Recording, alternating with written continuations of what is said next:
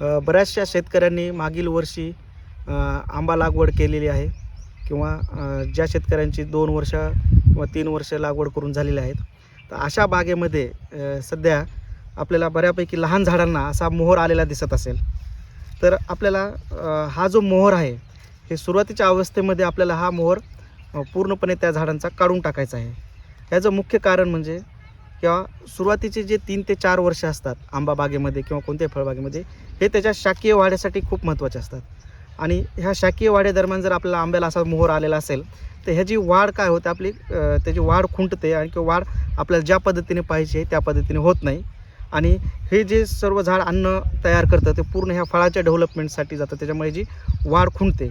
मग आपल्याला ह्याचं वाढ जर आपल्याला चांगल्या पद्धतीने पाहिजे असेल, झाडाचा स्ट्रक्चर जर आपल्याला एकदम चांगल्या पद्धतीने तयार करायचं असेल, तर सुरुवातीच्या 2 ते 3 वर्षामध्ये जर असा मोहर आला असेल तर आपल्याला हा पूर्णपणे झाडाचा काढून टाकायचा आहे, जेणेकरून झाडांची ही चांगल्या पद्धतीने वाढ होईल.